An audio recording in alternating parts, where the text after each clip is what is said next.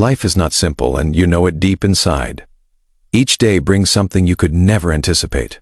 You plan and the plan is altered. You attempt to control and control escapes your grip.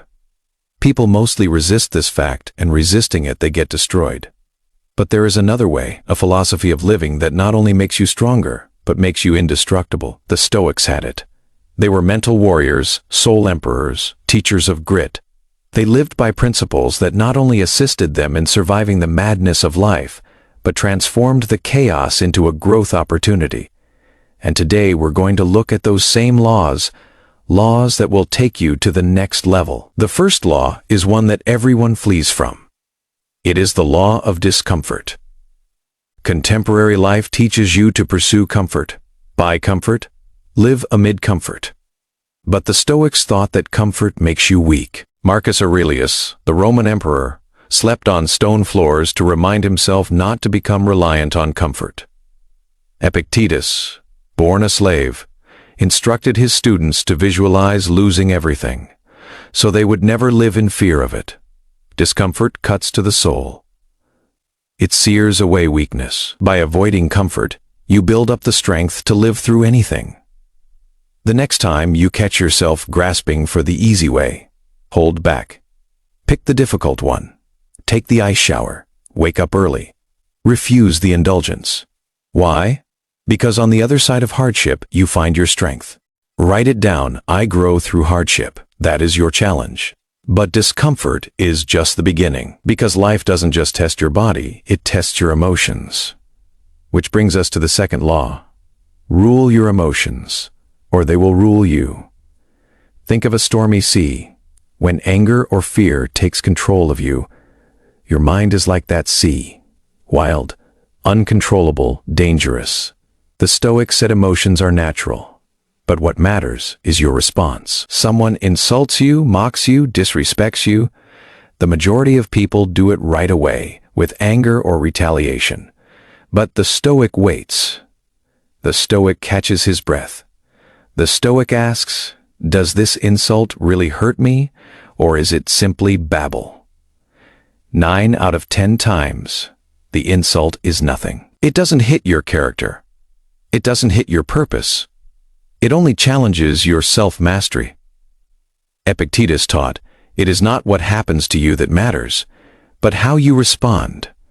If you can dominate this law, you stand above all who are mastered by anger, by jealousy, by fear. Govern your passions, and you govern yourself. Now envision this. You walk into a room, and everyone is speaking at the top of their lungs. Some individuals crave attention, while others crave to establish themselves. But then, there is one man who remains quiet, unmoving. He speaks less than he listens. His very presence has gravity. This is the third rule of Stoic development. Talk less, act more. In an age that is self-aggrandizing, the Stoics understood the force of self-restraint. They cherished silence, for silence constructs rigor. Seneca taught, it is better to know than to talk. Marcus Aurelius wrote volumes of wisdom in his notebook, never to be published, only to remind himself how to live. They didn't boast of their principles, they practiced them. You want respect? Don't say what you will do, do it. Talk less. Let your actions be louder than words. And then a reality that most of us are afraid to confront. The Stoics accepted it with fortitude. The fourth precept.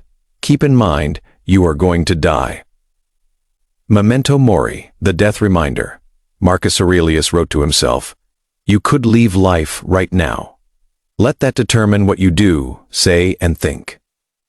Picture yourself waking up each morning, knowing the day might be your last. You would not spend hours mindlessly scrolling, pursuing pointless drama, or stressing about trivial things.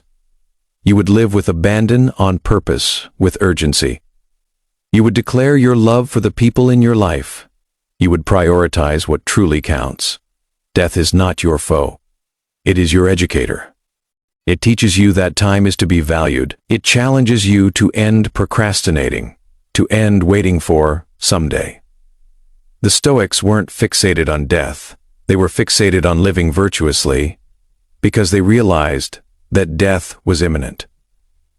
Repeat this to yourself. Today may be my last day. Live accordingly. But what happens when you wake up knowing death exists, knowing feelings need to be governed, knowing uneasiness is the way? What comes to pass is you start to experience a tug within you, a tug towards something more profound. That tug is your purpose. And that brings us to the fifth law: align with purpose, not pleasure. Our world today is constructed to divert you with pleasure. Constant amusement, food, gossip, superficial rewards. But the Stoics weren't fooled. They understood pleasure is ephemeral. Purpose, however, lasts. Purpose is what gives life meaning despite suffering. Viktor Frankl, whose existence was inspired by Stoic philosophy, survived the atrocities of a concentration camp because he located purpose in his suffering. Marcus Aurelius ruled an empire amidst suffering from disease, betrayal, and constant wars, because he never lost focus on his responsibility. Ask yourself, what is mine? What is the mission that draws me forward, even when it hurts? Bring your day-to-day actions in line with that mission, and you will transcend every distraction. Pleasure perishes in an instant. Purpose ignites eternity. As you internalize these laws, remember this: they are not words to memorize. They are to be lived. The Stoics did not convene to discuss philosophy while quaffing wine. They lived it on the battlefield, in the market, in the palace, in bondage. And for that reason, their wisdom stands the test of time. It was tried in fire. And now, that fire is yours. You have heard the first 5 laws: discomfort, emotion, silence, death, and purpose. They are not little concepts. They are the building blocks of strength. And yet, the path isn't complete. There are still more laws, deeper challenges, higher rungs to ascend. If you decide to keep moving forward, you will take a step closer to being unbreakable. The question is, will you simply listen, or will you act? Because growth is not an accident. Growth is a decision. Each day, each moment, you decide to remain weak, or you decide to come back stronger.